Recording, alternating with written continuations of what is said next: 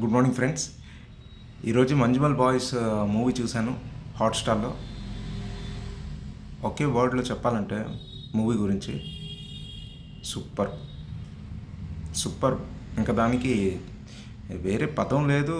దానికంటే ఇంకా నేనేం చెప్పలేను ఆ సినిమా గురించి. అంటే మెయిన్ మనకి ఒక ఫ్రెండ్ మనని కాపాడాలి అని ఫిక్స్ అయ్యాడు అనుకోండి, వాడు మన కోసం ఎంత దూరమైనా వెళ్తాడు అనేది ఈ సినిమా. మనకి పేరెంట్స్ అనేది దేవుడు ఇస్తాడు, మనం చూస్ చేసుకోలేం. కానీ ఫ్రెండ్స్ మనం చూస్ చేసుకుంటాం.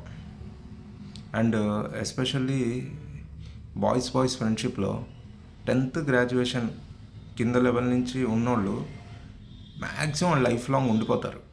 ఎందుకంటే మనం వాళ్ళకి ఒక యంగ్ ఏజ్లో కనెక్ట్ అయిపోతాం. ఆ రేస్ గురం సినిమాలో కనెక్ట్ అవుతాం అంటారు చూడండి, కనెక్ట్ అయిపోతాం. అదే ఈ సినిమా.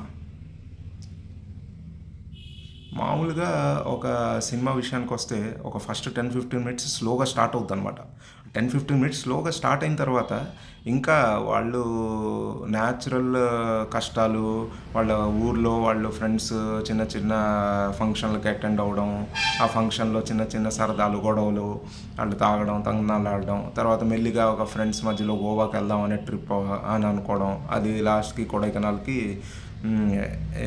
ఫైనల్గా సెటిల్ అవ్వడం. ఆ కొడైకెనాల్కి వెళ్ళిన తర్వాత ఆ కేవ్స్లో ఏం జరిగింది అనేది సినిమా. గుణా కేవ్స్, అది గుణా అనే సినిమా కమల్ హాసన్ గారు తీశారంట. ఆ కమల్ హాసన్ గారు తీసిన తర్వాత ఆ గుణా కేవ్స్, డెవిల్స్ కిచెన్ అనేది ఏంటైతే ఉందో అది బాగా ఫేమస్ అయింది అనమాట.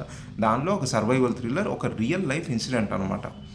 మెయిన్ ఈ సినిమాకి నేను అయితే 2 మెయిన్ నమ్ముతా: డైరెక్షన్ అండ్ సినిమాటోగ్రఫీ. డైరెక్షన్ ఎందుకంటే ఒక బోల్డ్ అటెంప్ట్ ఇది ఏమాత్రం తేడాగా తీసినా, మనకి ముందు చాలా సర్వైవల్ థ్రిల్లర్స్ వచ్చాయి, ఏమాత్రం తేడాగా తీసినా అది అటర్ ఫ్లాప్ అయిపోద్ది. దాన్ని డైరెక్షన్, స్క్రీన్ ప్లే ఒక ఎంగేజింగ్గా చూపించడం, ప్రతి మూమెంట్ ఒక థ్రిల్లర్ లాగా ఉండడం, తర్వాత సినిమాటోగ్రఫీ, అసలు ఆ ఫారెస్ట్, ఆ కేవ్స్ని చూపించిన విధానం చాలా బాగుంది. అలాగని వాళ్ళు ఏం 3D ఎఫెక్ట్స్, గ్రాఫిక్స్, యానిమేషన్స్ అలాగే ఏమీ లేవు, సింపుల్గానే చూపించారు. ఒక ఫ్రెండ్షిప్ మధ్యలో బాండేజ్, ఎమోషన్స్ చూడాలి అంటే మాత్రం ఈ సినిమానే అండి. ఇంకోటి ఒక చిన్న ఎనాలజీ ఈ మధ్యకాలంలో నేను చూసింది, ఎవరైతే ఇబ్బందిలో పడతాడో ఆ అబ్బాయి పాస్ట్ ప్రజెంట్ చూపిస్తారు.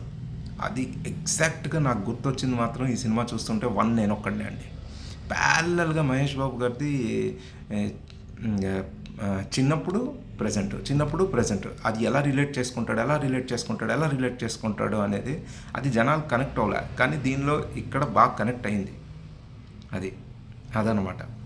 అంటే అది ఆఫ్ ద టాపిక్, కాకపోతే సినిమాకి అది నాకు కంపల్సరీ అది గుర్తొచ్చింది అనమాట. చాలా బాగా తీశారు మన సుకుమార్ గారు కూడా. ఆ టైంలో అనుకున్నంత సక్సెస్ రాలేదు ఆ సినిమాకి, కాకపోతే ఈ సినిమాలో అది పర్ఫెక్ట్గా మ్యాచ్ అయింది. ఇంకోటి రెండోది, ఈ సినిమా నాకు చూసినప్పుడు ఆ సర్వైవల్ కోసం కిందకి వెళ్ళినప్పుడు అది మిషన్ రాణిగంజ్ కూడా ఒక గొయ్యిలోకి కిందకి వెళ్ళిపోతుంటే ఒక 100 మందినో ఎంతమంది కోల్ వర్కర్స్ని కాపాడాలంటే ఎవ్వరు వెళ్ళరు. ఈవెన్ ఆ ఫైర్ బ్రిగేడ్ వాళ్ళు కూడా వెళ్ళరు. ఎవరైతే రెస్క్యూ టీమ్ వస్తారో వాళ్ళు వెళ్ళరు, కానీ అక్షయ్ కుమార్ వెళ్తాడు. సేమ్ అదే గుర్తొచ్చింది నాకు ఈ సినిమాకి వెళ్ళేటప్పుడు కూడా, కానీ విత్ ప్రాపర్ ఇమోషన్ కనెక్షన్. ఆ సినిమాలకి ఈ సినిమాకి అస్సలు రిలేషన్ లేదండి, కానీ ఎందుకు చెప్తున్నానంటే ఒక సినిమా కనెక్టివిటీ అనేది చాలా నాకు అల్లుకుంటాను అనమాట.